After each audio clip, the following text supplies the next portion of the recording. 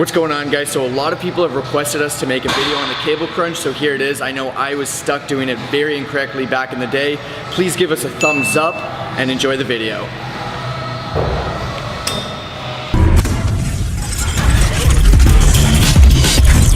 First and foremost, as you guys know the drill, we're going to 3 common mistakes. The first one, this is going to be opposite to all the other videos we make. You don't want to retract that scapula. This is the one time you want your spine completely bent. So you want to get that hunch even when you're lifting up. You want to hold that hunch because you have to consider you're actually trying to crunch here. If you have this retracted, you can't really get a good crunch. You need this forward to be able to squeeze into that crunch. And that is number one. As you can see, Kyle's doing it here. He's got his back very postured. It looks very awkward. It looks like he's trying to kiss the floor, and that's what you're gonna get, as opposed to actually trying to drive that chin all the way down to the knee and really get that big contraction that you're aiming for with this exercise. Number 2, guys, is trying to kiss the floor. This is the most common mistake because you're actually completely screwing up your range of motion.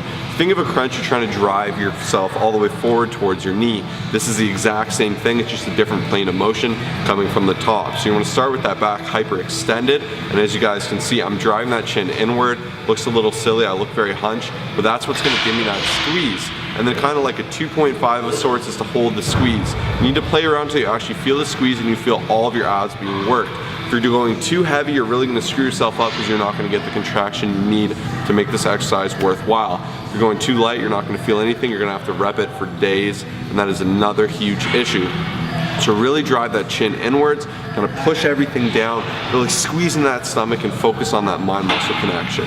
Common mistake number 3 is distance. I find so many people like to go way too close. By going too close, like literally up to here, it's going to be limiting your range of motion. And a lot of people think they're going to be working their abs more by going far back here.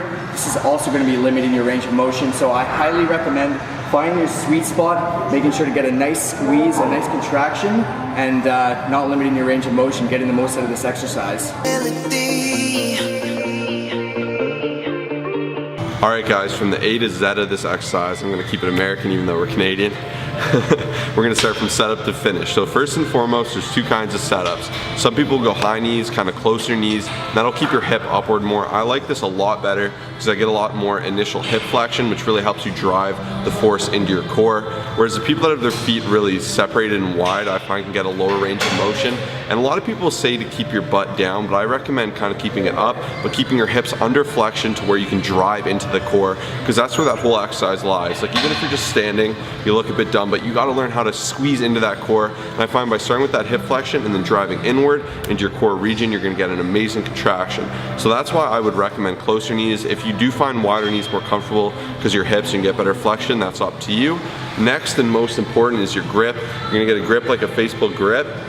You're gonna grab on. Now here, I really recommend pulling it down all the way to the shoulder. Some people say head, but I find when you let it stretch and move, it's easy to start overcompensating by pulling through your arms with your lats, and that's not what we're going for. We want that right on the ab. So you're gonna pull that downward here, as you guys can see. I have it nice and close to my head. Now from here, I kind of get that weird little bend in the back, right? So that's a hyperextension of the back, which is normally a horrible thing in exercise. So this is the one time we're gonna run contrary to that typical rhetoric.